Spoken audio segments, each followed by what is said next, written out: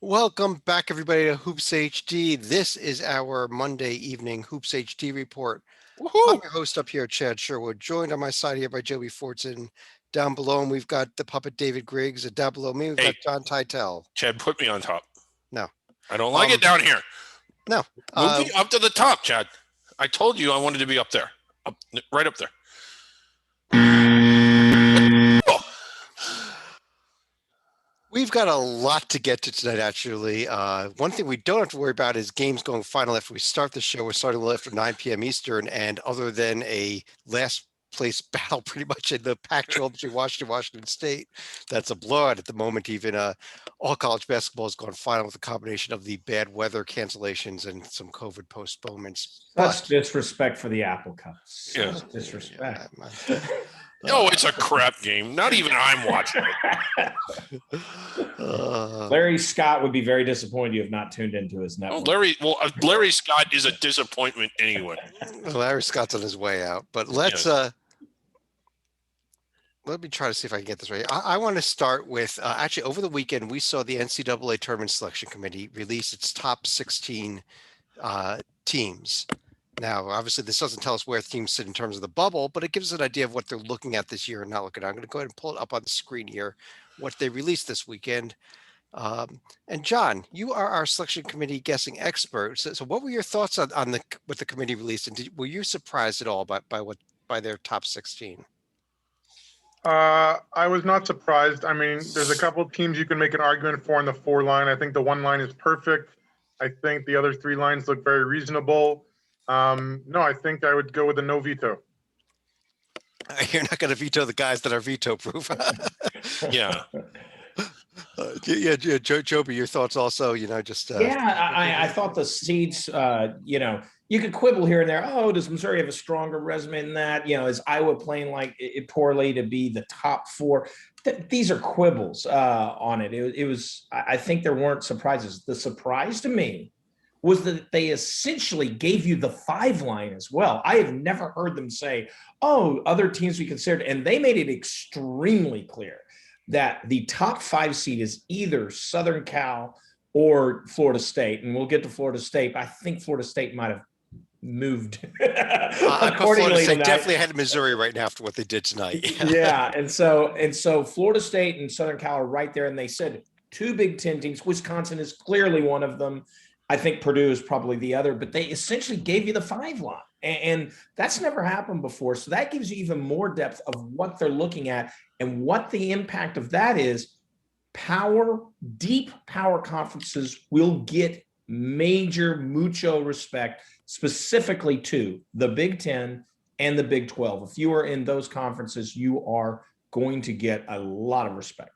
Well, it's yeah. I mean, and again, what I'm guessing, Joby, is that those were the carryover teams who most likely would have been the 5 line if you know the process. Probably at least 3 out of 4, maybe all 4 of them. But one of the things I'm curious to see if anything jumps out at particularly the 2 of you, because you're a lot better at guessing it than I am. When you look at a team like Tennessee and Texas, it doesn't look like there's much recency bias. Tennessee probably not playing like a 3 seed right now, but has a 3 seed level profile. You could say the same for Texas, albeit Texas has dealt with not being at full strength and being shorthanded.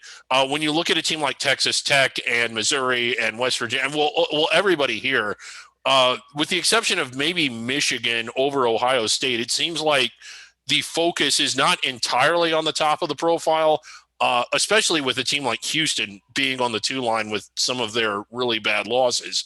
But the top of the profile trumps the bottom of the profile, at least in this range. Those are 2 takeaways. Am I way off? Am I spot on? Where am I with that? I'll jump in on the recency bias. I agree with you. I think they didn't really get caught up in recency bias. And the team I point to is the team I mentioned. Iowa is the top 4 seed. Not that they're on the 4 line, but they're the top 4 line over some of those other teams like Texas Tech and Texas specifically. In our own committee bracketing, we had Iowa as a 5. The top 5, but as a 5. It's largely because of me. And well, no, it's because they weren't playing well. Now, they had a good win this weekend, but that if recency bias was so ingrained, You would not have seen him at 13. Maybe still the 4 line, maybe still mentioned, but not 13.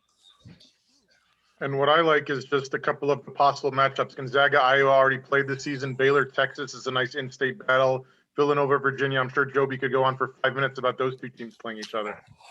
Yeah, and you notice there the Baylor Texas thing, two teams with the same conference because they had all of those Big 12 teams in there. I think 5 Big 12 teams on the seed lines there, and so yeah, that's one of those bracketing rules. You actually can't have two teams with the same conference in the top 4 unless you get more than 4 teams with the same conference in those top 16.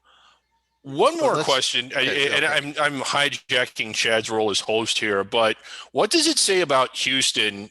You know, when you see Houston still on the 2 line with some pretty eye gougingly bad losses, what does that mean for a team like Drake or Loyola Chicago, or maybe some of these teams that haven't had as many shots to get the top of their profile bloated with wins against protected seeds or wins against teams in the top half of the bracket? Is that a good sign for Loyola, or I'm inclined to think it's good? Well, let me jump in on that one, actually, David. I'll give you my thoughts on it because, I think that is a good sign for those teams because it shows one of the things that the committee really values is that overall record when it is an obnoxiously good overall record, a 0-1 or 2-loss overall record. And I Yeah. think that's historically been the case, which is one of the reasons why I really like Belmont's profile right now because it's a 1-loss profile, even though they have no wins in the top 2 tiers. Yeah, you scorched me today, by the way. Thank you for that again You're on my welcome. bracket. Like I wasn't trying to. I love Belmont as a team. This is not under the radar. We will get to them. They're getting close. They're up to 28 in one of the polls and 29 in the other. I just can't get them inside the bubble, but I think they're good enough to be there. But then when I see the committee put Houston that high, I'm like, well, maybe they will look at Belmont. Well, John, let me ask you that. Let's assume you have a 2-loss Belmont team that wins every game until the OVC title game and loses there. Do you think the committee would take a team with that type of record? So they would still have 0 wins in the top 2 They tiers. still have 0 wins in the top 2 tiers, but they would have only 2 losses on the entire season. I'll defer to Joby, but I would be leaning no. I'd lean no, given the OVC is just there. It's not like a MVC situation where the loss you receive is to, if Drake loses, now if they've split, which was the best thing that could have happened to the conference, by the way. Now if they've split, if they hold serve against everybody else, that's a big if. If there's one loss, that's not good for the conference. But if Loyola loses to Drake in the conference final or vice versa, there's still a really good chance the loser can get a bid. Okay, well let's if Belmont loses to Eastern Kentucky, Morehead State, etc., that's a bad loss in terms of the net. Okay, One more question. David, Okay, real quick. with Villanova. Okay, real quick. Villanova 6th overall. What does that say to you about how they evaluate shutdowns? I'm asking the experts, not Chad. Joby? I think they're trying to go with the resume and extrapolate the best they can, and they're hopeful. I guarantee in the case of Michigan, Villanova, et cetera, that they're doing their best to try to say, please play behind the scenes, and we'll deal with it later, but we'll evaluate the resume now for how it is. And Michigan gave them their patience well. Villanova did not deliver on their patience. That's all I had, Chad. We can move on. Let's move on. I want to move, even though we're already running behind thanks to David. We're move over to applied resume tests as well today. And I got 2 not that great resumes. I just got to kind of get some thoughts on these 2 kind of lousy resumes here, and find out if you guys think that one of them is clearly better than each other or if they're fairly even. And John, let me start with you on this. I would say they're not fairly even. The OAR will swing obviously to the left. Non-conference strength of schedule swings to the left. And based on the fact that team on the left will be finished at this month in February and team on the right has a lot more games left, my guess is power conference right and mid-major left. We shall see. I actually think that the team on the left, its conference is going to be scheduling a couple more games. They're just not on the screen yet. So, wow. I know what conference the one on the left is. I don't know which of the 3 teams it is, but I would tend to go with the one on the left because I have a feeling now. Look at the net at the tier 1 win. That's a 66 on the road. It's probably not that dramatically good. But the 30 win at home's nice. It is nice. Neutral. Yeah, they're both not, they're both bubble. But I would say that probably the J&G has missed on the one on the right. It's closer than it should be. I really don't like either one of them. Okay, but it's 4 and 8 in conference. I'll tell you what's going Is it Boise in Colorado State? I'll tell you what's really going to Richmond, shock you guys is that the team on the left is actually the top 25 this week in one of the 2 polls. And the team on the left is, I kind of called David out for not liking this team in his bracket today. Now, he had them out entirely, which I think was dead wrong. But this team, I think, is very overrated by the polls on the left. That's why I wanted to compare them to a team that nobody's even thinking about on the right. San Diego State on the left, Michigan State on the right, who is not in any serious bubble discussion still, although they're going to have the chances. Okay. And I'm ragging on the Duke win. That's what's going on.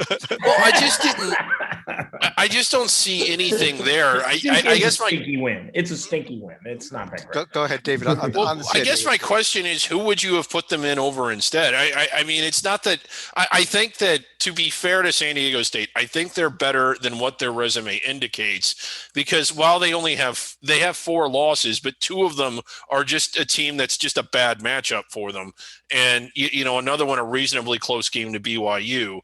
I just don't see anything there. Like, when you look at the bubble, it seems to be this mess of like really bloated records and teams that have actually done some things, and San Diego State hasn't.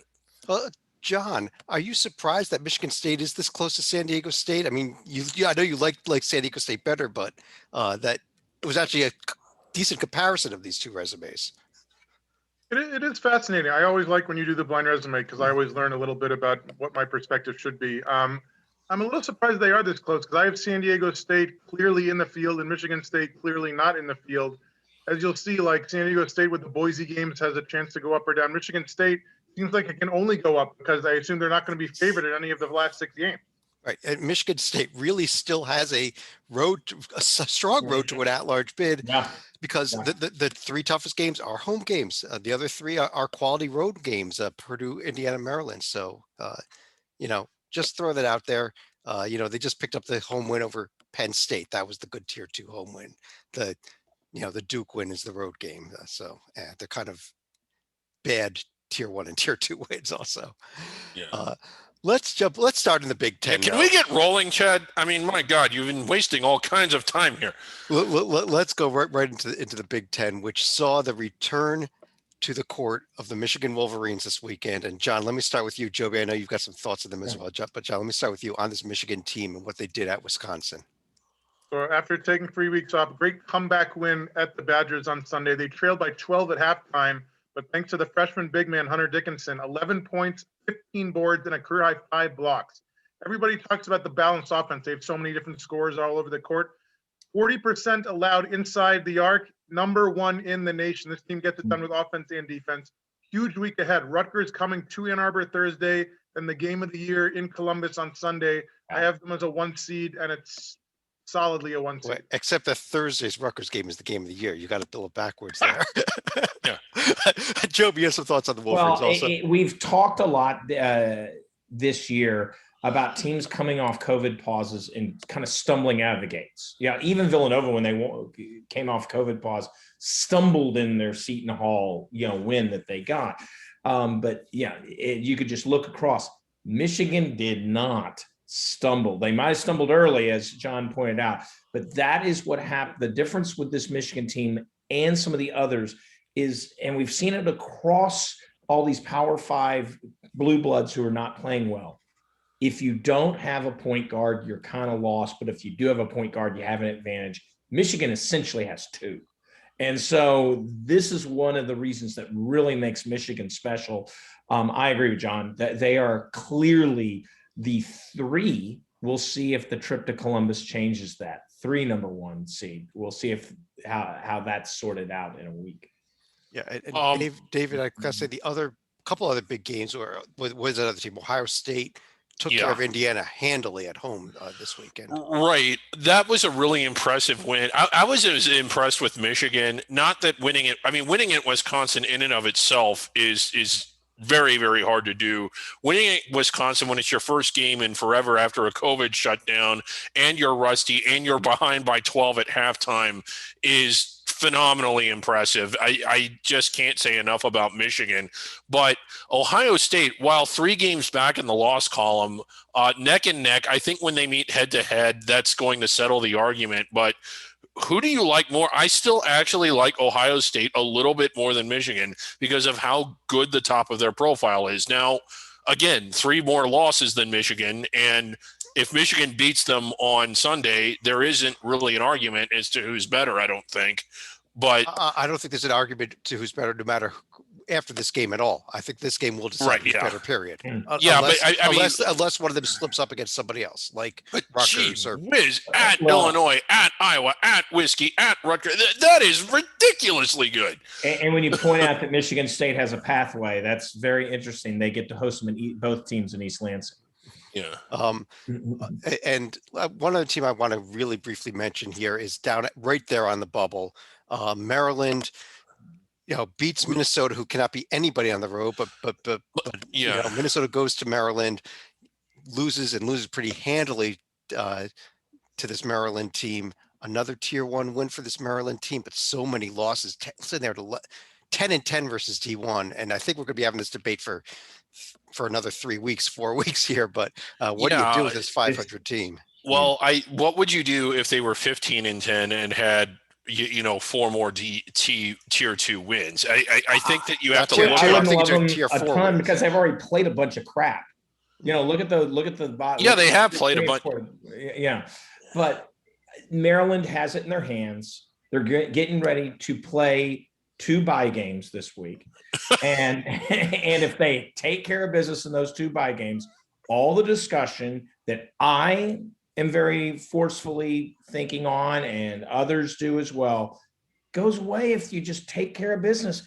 Look, you got Northwestern, Penn State, Nebraska, Michigan State, Penn State. You win 4 of those 6, and you will be favored handily in those 4 games. You take care of business.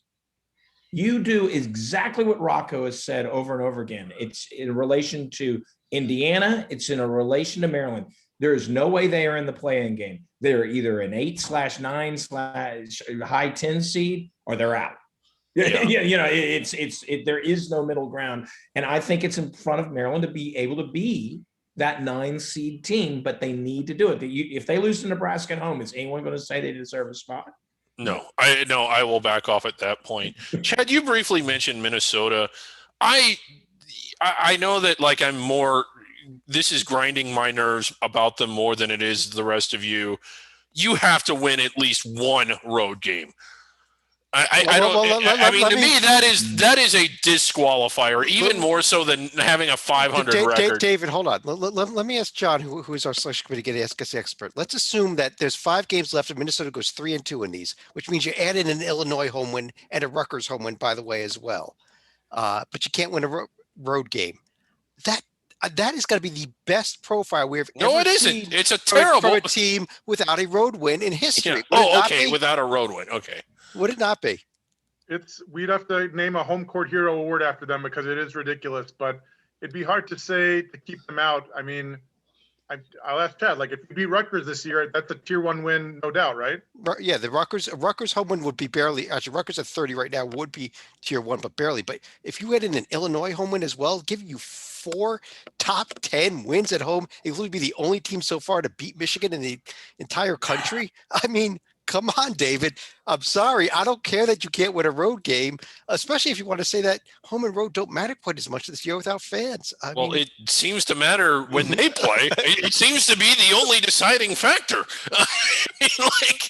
I do remember, I want to say SMU, the first year that they were really good and sort of a home court hero, had 4 top 25 wins, which is not top 10, but they had some really good wins and they were left out. But I mean, this would be categorically A disqualifier. I don't think any team's ever been selected without at least two. I'm sorry, David. You're going to put, if they win the Illinois home game again, you're going to have possibly 5 if you put Purdue among the top, among a protective seed of the committee saying they're almost there. You may have 5 protected seed wins at the top of your profile.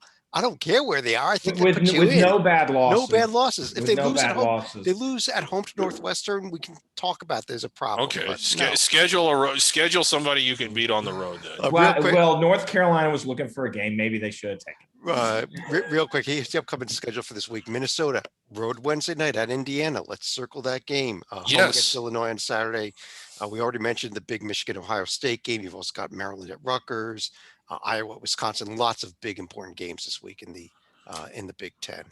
But let's keep things rolling along here. We're going to jump right over. Oh, we got a noise there. Okay, we're going to jump right over to the ACC, where we have off-court news as well as on-court news today. Starting with the off-court news. First of all, Jim Christian out at Boston College. Second of all, Jalen Johnson decided to quit from Duke.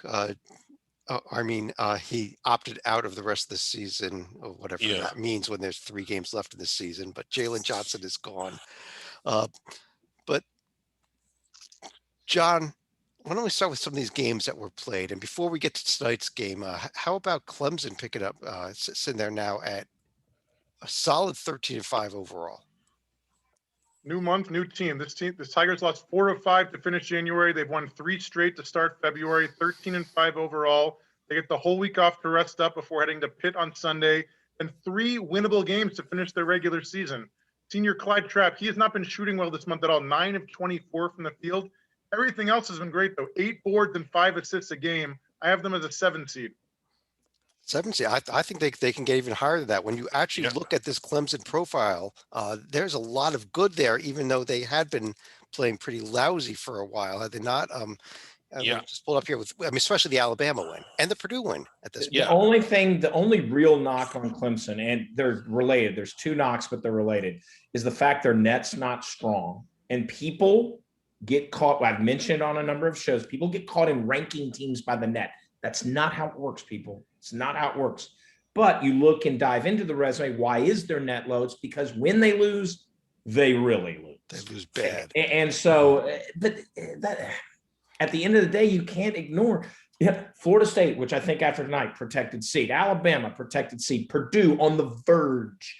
That's just and then the second tier is good wins. The Maryland team we're talking about, the Louisville. This is North Carolina is probably in the bubble, inside the bubble. This is really good resume. And I actually think it's being disrespected.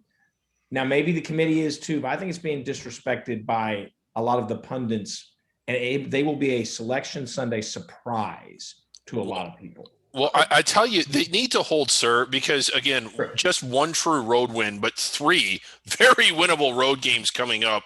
They win all 3 of those. I think the net's going to go up. I think that suddenly you're looking at a 7-6 caliber seed for sure at that point, and maybe even higher, even though none of those teams are anywhere near the bubble. Joby, real quick, I know your thoughts on the team I pulled up on the right there, also Georgia Tech. Georgia Tech, they play close. They've lost close to Clemson this week, but I'm starting to really like how they play. This is an eye test thing. And what I want to point out is the upcoming schedule, that far right column. Okay. They will be favored. In 5 of those 6 games. If they win every game, they're favored, and lose at Virginia Tech, which is not a shame. That's a team that's well on the good side of the bracket, wearing white. If all of a sudden you wake up and they're sitting at 15-9 with, the Florida State win, I think is going to look better and better. All of a sudden you dismiss the early 2 losses and they beat Pitt in the tournament. They beat Pitt or somebody of that level before they get beaten by Florida State or Virginia in the second round. All of a sudden, you have to really seriously be talking about the Jackets if they take care of business on what taking care of business is not that tough at the end of the day. Because, let's face it, the 2 open day losses, they happened.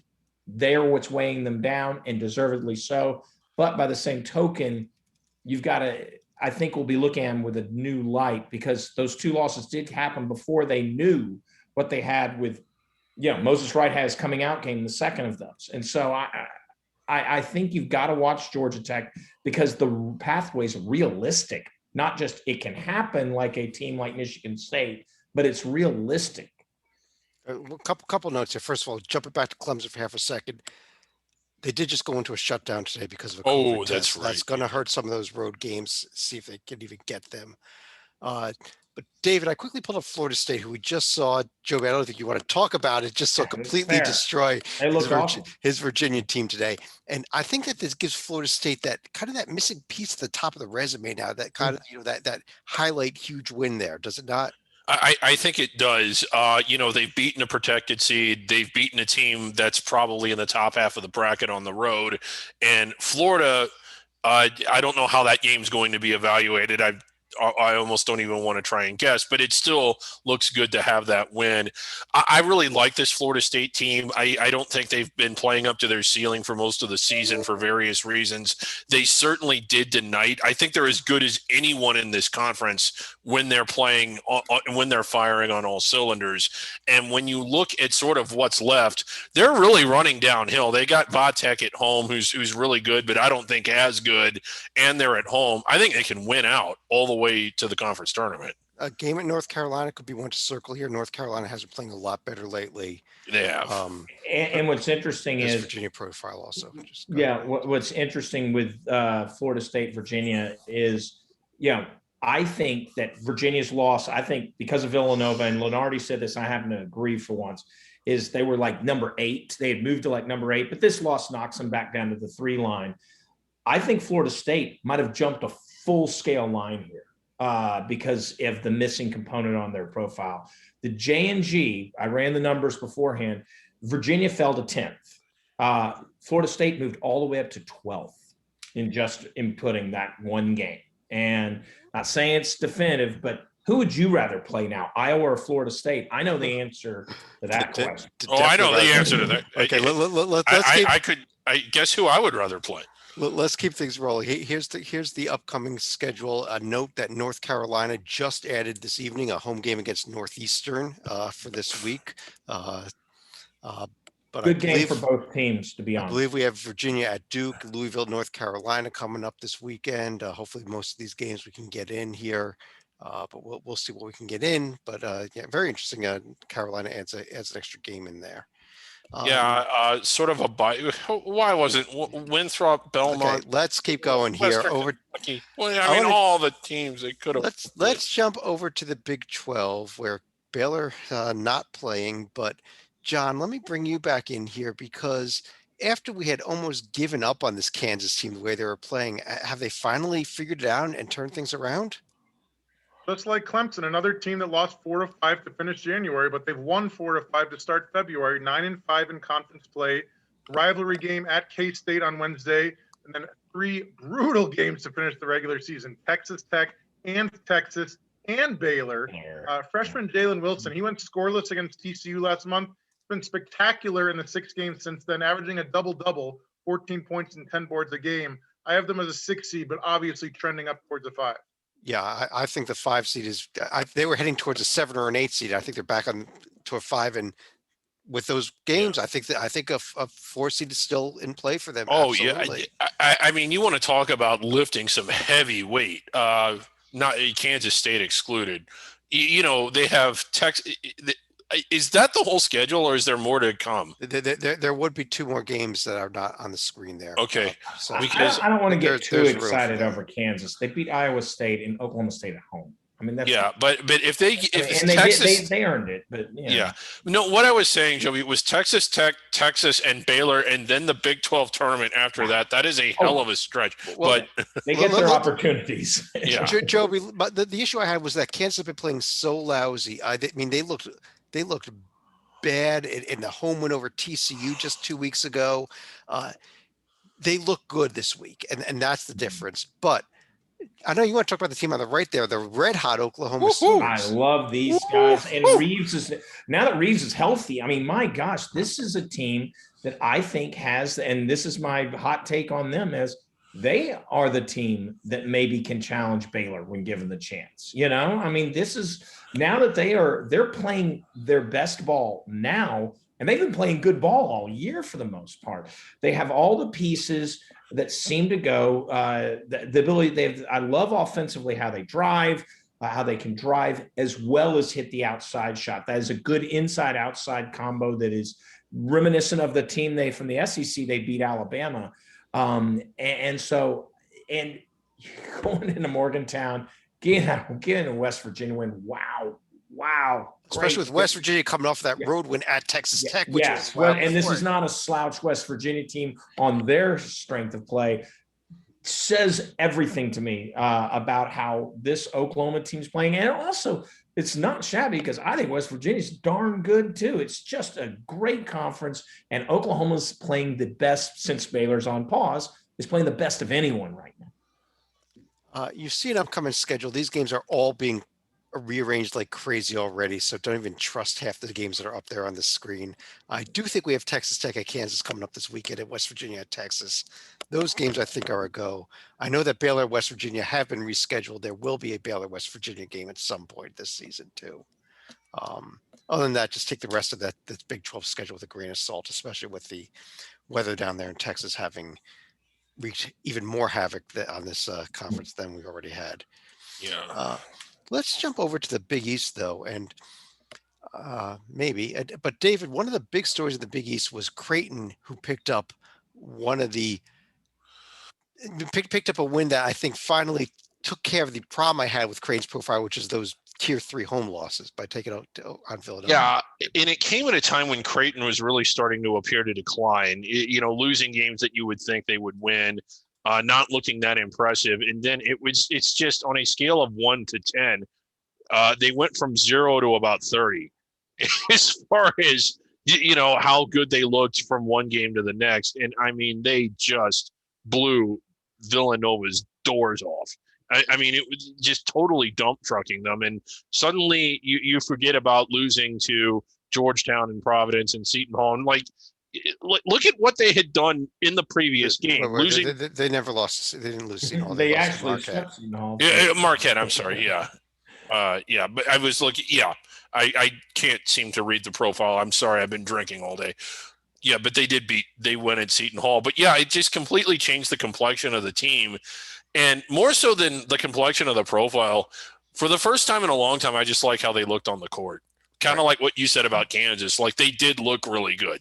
Right, and you got all those tier 2 wins to go with the tier 1A and that huge Villanova home win. Speaking of Villanova, Joby, any cause for concern with I think there St. is John's loss and now this loss? I think there most certainly is. It's not DEFCON 1, but we're on the DEFCON chart, for the first time this season. I mean, St. John's is maybe not a fluke in this regard. And here's what we have to wonder is, and this goes back to our very first discussion that started off this call. I mentioned, wow, it showed that the Big 10 and Big 12, they're very hefty. Well, there was only one ACC team. There was only one Big East team, American, and the Pac-12 team was a 5. So if you're not in the two big conferences right now, and the SEC teams are sliding except for Alabama, you don't have a lot of potential to get wins. And so Villanova lost one of their best chances to get a tournament win, because as down as we talk about the ACC or the Pac-12 is a mess, no. The Big East is kind of a mess. Creighton's win is kind of over Villanova, got them their second team, and Seton Hall's in the tournament right now, etc. But this is not as strong a conference, so Villanova can't rack up the wins you would traditionally get in the Big East in February. They're just not there as prevalent as you would normally get. John, going more towards the bubble in the Big East, I just brought up Seton Hall's profile on the left there. They have won 3 in a row, though. It is. A lot of my teams tonight are teams who are bad in January and good in February. This team qualifies. The Pirates lost 3 to finish January. Granted, Villanova and Creighton as the 3 opponents are very tough. They've won 3 straight to start this month, 9-5 in conference play. As you can tell, the schedule was front-loaded with January's tough teams. So now they have 5 winnable games to finish the regular season, and God knows they need all of them. Senior Miles Kale's been really up and down this year. He seems to be getting it right and going out with a bang as a senior. 16 points a game and only 3 total turnovers in his past 5. I have them as a 10 seed. Yeah, I think that's probably really what I'm seeing out of them, and they are going in the right direction. David, real quick here, UConn, a team that was heading very much in the wrong direction until they may have saved their season with the win at Xavier this week. Yeah, they did. And again, the fact that it came on the road, Xavier probably straddling the bubble now, maybe still inside of it, but it gave them a really nice road win and kind of got the car turned back around and hopefully on the tracks. I tend to like this UConn team more than I probably should. When you look at the profile and you watch them play, I kind of ask myself, why is it that I like them? But I like them with Boat Night, but without him is yeah, and it has been different. And another reason the Xavier win was big. Can we give our good friend John Stalika 30 seconds? What does everybody think of Xavier? Where are they? Are they in free fall but still inside the bubble? Are they outside of it yet? They're well, and I think they're well inside the bubble right now, but they're by no means safe. It's the force of will. Well, when you look at that profile, the home win against Oklahoma at a time when Oklahoma had not really kicked it into gear yet, and their next best win is what? Toledo. Yeah, it's Toledo. Yeah, I guess it is. Yeah. By the same token, you don't lose at home. You can argue on Seton Hall and Connecticut, but at least those are teams we're discussing. Okay. I'll tell you what, here's the upcoming schedule of games allegedly. Xavier St. John's, a very bubblish looking game. Yeah, real bubblicious game tomorrow if it's played because it's snowing. If it's played, we've also got, UConn with a huge test at Villanova, that could completely turn the season around. And with Villanova playing the wrong way, at least recently, who knows? Let's jump over to the SEC though. And John, I think I want to go back to you I think it's your same theme again of teams that have suddenly rebounded in February. How about LSU, who I would given up on 2 weeks ago? And you thought that I had finished my run of Tigers doing bad in January like Clemson, but I have another one in LSU. Lost 4 of 5 entering last week, bounced back with double-digit wins over Mississippi State and Tennessee to improve to 8-4 in conference play. 2 winnable games this week at Mississippi and host Auburn. And freshman Cameron Thomas remains a scoring machine. Past 3 weeks, 25 points a game, 38 of 40 from the free throw line. All he's going to do is shoot some less threes. He's under 30% from behind the arc and pass the ball more. And he might be the conference player of the year. I have them as a 10 seed. David, he said that the game is winnable at Ole Miss. Do you want to take exception with on that statement? With this Ole Miss resume up here, the way they've been playing lately. Well, yeah, okay. He said winnable. He didn't say that it was a slam dunk. I think they're good enough to win it. I don't think they will. And that's more praise for Ole Miss than it is a knock on LSU, because I really like how LSU had been playing. I think for the first time in forever, had them in my field today. But I really just think while Ole Miss's profile isn't all the way up there yet, it's getting there. And they are playing really, really well. I think I think it's a winnable game for them. I think every game, maybe minus going to Missouri, is a game that they could win the rest of the way. Yeah. Speaking about teams winning, how about Kermit? I mean, there he is. Speaking about teams winning in Missouri, Arkansas completely fixed their resume this weekend with a huge win at Missouri. And that now suddenly makes this resume with nothing bad on it and a lot of wins.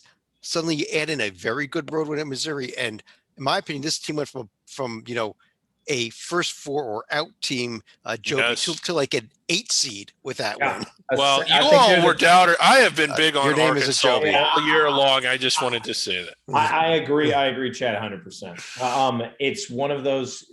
Do you remember Auburn last year? It was very, very similar 2 years ago. Auburn was just needing a road win, it's like, gosh, Auburn, we know they're better, et cetera. I didn't know Arkansas was any good. But all of a sudden, one win does 5 lines of seeding difference. I mean, it's 4 to 5 lines of seeding difference. And that's what we got with Arkansas's win at Missouri. And so Arkansas now, as long as you take care of business. I mean, they can afford to lose to Alabama at home now. They can afford to lose, some good games as long as they beat the teams they're supposed to beat and lose the teams they're supposed to lose. They're going to be fine now, which was not the case had they done what you would expect they would have done by going to Columbia, Missouri, and losing. That wouldn't have been that crazy a thought, we would have thought. I never doubted him. Just don't go back and watch the old podcast. Other teams, we saw Tennessee lose that LSU game that we mentioned earlier. This team, Tennessee, has I don't know which they LSU is playing at the highest level they have all year. That is true. The panel said it. I agree 100%. But Tennessee has all of a sudden hit a wall, and it's an ugly wall. And they're not playing. They're not passing the ball well. It's like they're disjointed. Whereas earlier in the season, when I think a lot of others were so impressed, they had a defensive lockdown, they had an offense with identity. There is zero identity on their offense right now, and they're adrift. And you talk about the recency bias of the committee, including them in the first 16 that they announced this weekend. Tennessee, if they're not careful, if they play like they did against LSU, they're going to be lucky to be wearing white, let alone, sniffing a lot of these teams. Well, the committee just put them on the 3 line, Joby. Easy first round exit team. I see what you. This is the reason why I've been disagreeing with all of you on Tennessee for a couple of weeks now, but everyone else has thought they were a lot higher rated than I was. I think that they're falling down to where I personally thought they were. But let's take a quick look at the upcoming schedule in the SEC and then move on to a few more conferences here, where we've got we've got nothing at the moment here. We do have the LSU at Ole Miss game, which is the second time they've gone to Ole Miss this season, just the way COVID is working. I don't know that there's Alabama against Vanderbilt. Kentucky pulled off a Arkansas win this weekend. Let's see if they've turned it around a little bit and beat this slumping Tennessee team, to be very honest. That's a big game. They almost beat them the last time. Exactly. And so this is a big game because Tennessee loses to Kentucky at home. This is the free fall situation. I'll tell you a team that could use a couple of wins, winnable road games. Missouri at Georgia, at South Carolina this week. If those games are a go, Missouri could really use those, especially after coming off of that Arkansas loss. But over in the Pac-12, John, how about the Oregon Ducks? Right direction or wrong direction? All right, well, thanks to the Arizona schools, they're in the right direction. They started 4-3 in conference play. Bucks bounced back in a big way, sweeping the road trip in Tempe and Tucson. Huge game on Thursday when Colorado comes to Eugene.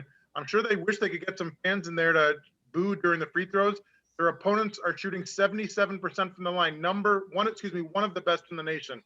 They've had some major injury problems all year. And Fali Dante out for the year. Eric Williams has missed 3 of the past 4 games, but they're starting to get healthy. Will Richardson, Chris Duarte, LJ Figueroa, all back on the court. Finally, they have enough depth to compete for 40 minutes. I have them as an 11 seed. They're on the way up. Joby, I think they are too. Joby, UCLA loses. Should have lost to Washington. To Washington State and almost lost to Washington. Really should have lost to Washington. And the key is, it's what we discussed in the USC game last week, is you realize how big Riley is to them, both defensively as that presence in the middle. He got in foul trouble this weekend all over the place, and sloppy.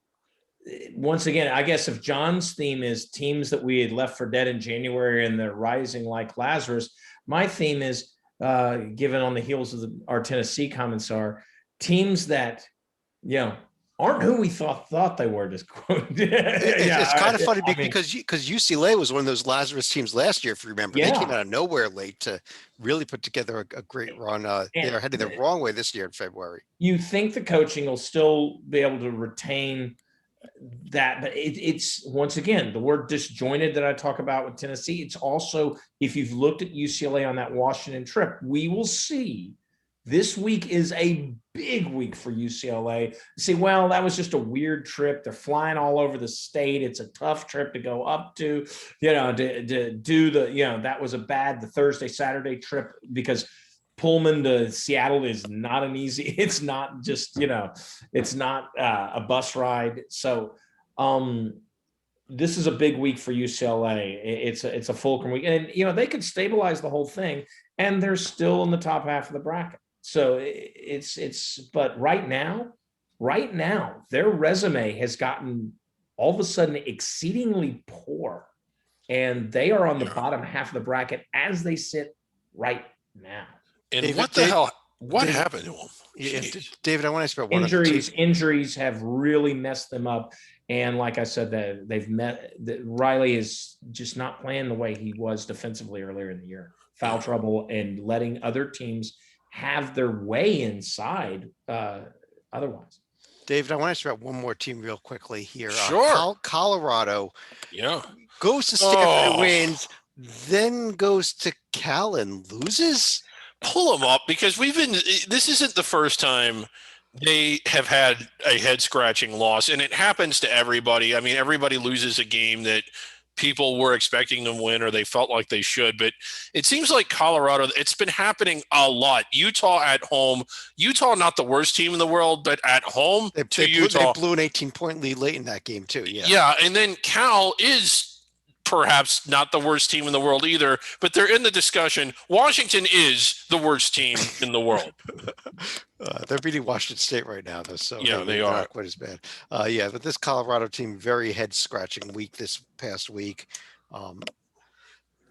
Here's that upcoming schedule. We've got that huge Colorado-Oregon game. We've got UCLA hosting the Arizona schools, as is USC. So some pretty interesting games on the schedule here for this week in the Pac-12. Yeah. Let's real quick run through some other conferences here. Over in the American, Houston, after that game that they lost against East Carolina, did bounce back, took care of South Florida this past week. John, what about Wichita State now in second place? And it cannot be easy to be a Shockers fan. On their current 4-game win streak, they got 1 win in overtime. Their other 3 wins are by a combined 12 points. Everything goes down to the wire with this team. They only lost to Houston by 7 on the road last month, so we'll see if they can shock the world during the rematch on Thursday in Wichita. Junior big man Morris Udeze, he's been great during this win streak. 11 points a game, 19 of 27 from the field. Houston, getting back there, that is the key, and they'll have to beat them. But I find it curious that Houston loses to East Carolina, loses to Tulsa. The voters don't seem to mind voting them 5 and 6. The committee didn't seem to mind still putting them on the 2 line. Is beating Texas Tech really that great? I mean, I think Houston's excellent. I have them as a protected seed down on the 3 line, but wow. I don't think that they're 5th in the country. Well, let's see. We'll see how that plays out. Obviously, they've got some more games to go. Over in the Atlantic 10, Joby. As these games, this screen loads here. Give it half a second. There we go. We saw VCU have a very good week with a road win at Dayton and then a huge win over the Bonnies. Yeah, in VCU, it's the sort of week there are going to be teams out of the A10. The Mountain West is similar. Just by force of will, as long as you don't have those teams lose outside their pod, the pod being the Bonnies, St. Louis, Richmond, VCU, and maybe even Davidson you can include, but as long as you don't have these bad losses like the LaSalle one that hit earlier this year in the Bonnies, you're going to be able to float up. And if you're at the top of this bubble of 4 teams, you're going to get a bid along with the automatic, which could be VCU for all we know. And so I think they're looking at least 2 bids out of this league. Right now, VCU's win over the Bonnies was so huge because they might be that second bid right now. Well, John, what about Richmond? Could they be the second bid? They could. Everybody forgot about the Spiders. They lost at home to LaSalle, which is a good reason to forget about them. And then they didn't play for the first 2 weeks of February, but they're 11-4 overall. Huge game on Wednesday. VCU makes the 6-mile drive up Monument Avenue for their only matchup of the regular season. Senior point guard Jacob Billiard leading the nation with 3.8 steals a game. Nobody else is even close to him. And they're one of the only teams in the country who's used the exact same starting lineup all season long. If they win Wednesday, I think they can swap in and take VCU's spot as an 11th seed. Very good observation there. I think Richmond is a little better than VCU. I like how both are playing now. That is a hugely important game. I think they were scheduled twice, but did one have to be shut down, or is this rescheduled? Actually, quick update. It has just been added back in for March 6th, the last game of the season. Yes, sir! They will play a second time at Richmond, Yes, sir. March Yeah. 6th. Not on the screen yet. And that's so valuable to both those teams because, the loss isn't going to kill you, but the win is you're beating either a tournament team or a team highly in the discussion for the And I know we all know this, but in people watching know this. I don't know why I'm bothering to say it then. This is a heated rivalry. In addition to being an important game, it's a fun rivalry. As John pointed out, they're 6 miles apart. Yes. That's even closer than Durham and Wazoo, Idaho. Yes, it is. Even closer than the 8 miles of Durham. So the game Wednesday will be at VCU, not at Richmond. The game at the end of the season will be the one at Richmond. Again, scheduling being changed around on the fly here. Also, David, real quick, Friday night, we have it, round 2, St. Louis at Dayton. Yes. Oh my God. Like, you want to talk about a heated rivalry. You want to just talk about, all of the civil unrest, all of it is really revolving around the Arch Baron Cup. Yeah, which is where we went over to the Mountain West. John, we started the show by showing that San Diego State profile. What about the Aztecs? Are you still high on them?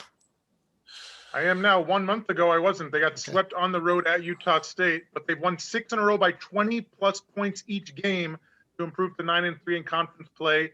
A relatively easy doubleheader in Fresno this weekend. Then they host Boise in a huge doubleheader next week. They're living by the 3, top 25 in the nation with 38% shooting behind the arc.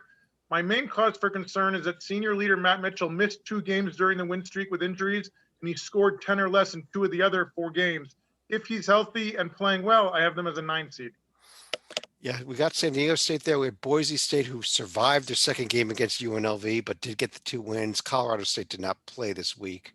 Yeah, they've looked really anemic in the last, not just against UNLV, but against just about everybody. Boise, after looking so good. Yeah, Boise allegedly is going to get Utah State at home this week, so that should be a real good test for them. We can get to take a good look at them. Colorado State, a road trip to Nevada, tough road trip for them, in fact. Yeah, so. Nevada playing pretty well right now. And what I appreciate about the Mountain West is they actually have a pretty good deal right now with both CBS Network and Fox Sports. If only the Pac-12 could actually be seen, they might be able to have similar games. Haven't hit yet the number 1 team in the nation. Obviously, the Zags, they won fairly easily at San Francisco in their only game this past week. BYU did not play this week, so not much to talk about in terms of results in the West Coast. Other than Pepperdine, John, with a pretty good week. They're worth 30 seconds of our time, I think. Great pair of single-digit wins over a couple of good teams, San Fran and St. Mary's last week, 6-3 in conference play. They get the entire week off before a road trip next weekend. They're at Santa Clara and then have the revenge game with St. Mary's. The reason they're winning these close games, 77% shooting from the line, top 25 in the nation, and 28% allowed behind the arc, top 10 in the nation. Senior point guard Colby Ross, wrapping up an amazing career. He's the all-time leading already the leader in points and assists and free throw percentage in the school history. They split their season series with BYU already. I could see them easily making the conference tourney title game and then losing by 20 to the Zags. By 20, maybe by 50. But real quick, San Diego visits Gonzaga this Saturday. Quick question about this game. If Gonzaga misses the bus. I don't know if that game is on or not. Oh, it's not? Okay. Well, if it is, and Gonzaga, for some reason, can't get to the arena until the second half, will they still win by 20? One more team to address real quick here. Still in the top 25, despite splitting this week, is Loyola Chicago. They had the Missouri Valley series of the season. They went to Drake Saturday, completely crushed them 81-54, but lost. I believe it was overtime loss by 1 point in game 2 on Sunday. Well, Joby, let me start with you. Loyola Chicago still. Where would you have this is the best. How good are they? I referenced it earlier. This is the best result the Missouri Valley could have hoped for. Loyola Chicago, I think, is the better team, as evidenced by the point differential in the two games and was at Drake. But they won the aggregate. Yeah, go ahead. Yeah, but the fact that it was a split gives each of those two teams a quality win, which guess what? Before they look at the tier one, before this weekend, was there anything in tier one for either? No. Is there tier one for each of them now? Yes. And as David was pointing out, the top of the profile matters, and maybe more than the bottom of the profile. So this was a very good week for them. Now, I will say, don't slip up against Southern Illinois or Valpo, and on the other end, if all of a sudden Drake loses to Bradley, okay, that actually dramatically hurts Loyola Chicago, because now Drake is probably not in the field, and thus all of a sudden the Missouri Valley final of Drake Loyola Chicago no longer are two tournament teams, but winner take all, because all of a sudden if Loyola Chicago loses to Drake in the finals, they lost to a non-tournament team, and so they're out. And so it's very precarious. They should be rooting for each other until the conference final. I agree with that on the team sheet, Joby. The one thing to consider is the NABC rankings. Despite not having the best profile, I think Loyola Chicago will be high enough in that to where if that happens, hopefully the committee takes them anyway, but that's supposing. David, I'm going to point you to something else that is on the team sheets. Some of these predictive metrics. Look at that number 10 Ken Palm rating. Look at the fact that they now have the number 1 defense in the entire nation. Yeah. I think this Loyola Chicago team may surprise everybody when they end up like the 7 line at the end of the day. Yeah, they're good. They are probably a top 30 team in the nation. I don't know if 7 line sounds about right to me. 7-8 range. Yeah. I'll tell you what, on that note, though, that does clear the conference we're going to go to. We're going to move on to final thoughts. And John, I'm going to start with you before I pull down the screen share, because you want to talk about a guy whose picture I'm going to pull up right here. So if you don't know this guy, I want you to get to know him. This is the interim coach at BC, Scott Spinelli, who's taking over for Jim Christian. John, you broke up there. I'm sorry. Could you repeat who he is? You kind of broke up. Yes.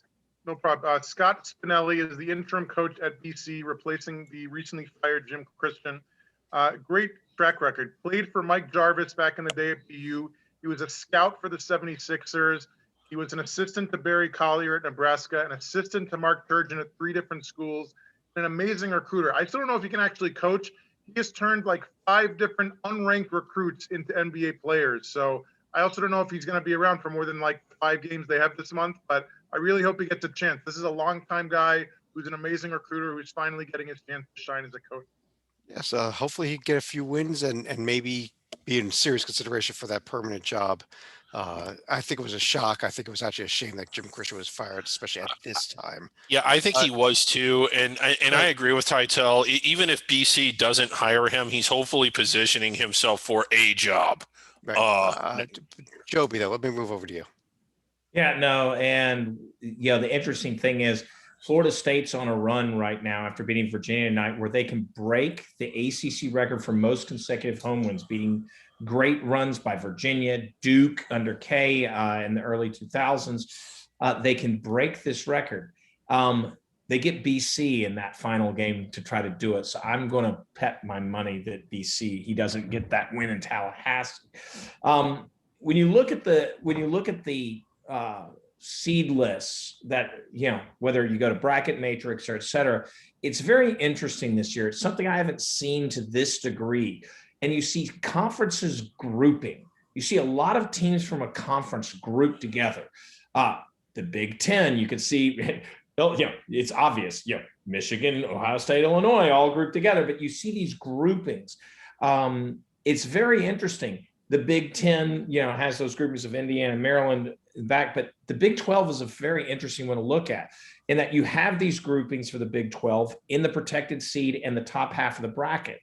After Oklahoma State or Kansas, wherever you want to rank them, the two of them, there's no bubble team. It's like a gap all the way down to TCU, and it's filled by all these conferences like those 2 Missouri Valley teams, the Mountain West, the A-10. All of them are ahead of the TCUs right now of the world. It'll be very interesting, which means you're going to see, I think, from these secondary conferences, you're going to see more teams than maybe the person on the street actually thinks, because there's a lack of other teams on the bubble to push them out, notwithstanding some of those Big Ten teams getting to 500, like Michigan State or Maryland or et cetera, surprising us. I'll tell you what, David, before I let you finish out the show, one other quick piece of news here that came out today is that the NIT will in fact be played this year. It will be a 16-team NIT instead of 32. Yeah. It will all be played in New York, and there will be no automatic bid. So if you win a small conference regular season title, you are not guaranteed an NIT spot this year as you've been in the past. It'll just be 16-team tournament. But let me let you finish out the show. Okay, well, I'm just really excited, and I was hoping that you could give me about 15 or 20 minutes here at the end of the show, because we had on Saturday, it was back. It was the border war. There it is, as you see there, Kansas taking on Missouri. What a game it was. It went into overtime. It was just as exciting and as awesome as it had ever been. I was just glad it's back. I mean, this rivalry, it goes back to 1891. David, I got a problem here. The damn buzzer's not working, but you're muted. Okay, you're out of here. On behalf of, I can't even get rid of the picture off my screen. There he is. He's gone. He is not doing 20 minutes on Arkansas and a post-it note. But on behalf of Joby Fordson, David Grace, who won't be back again next week, and John Titel, I'm Chad Sherwood. Thanks for joining us. Talk to you again real soon.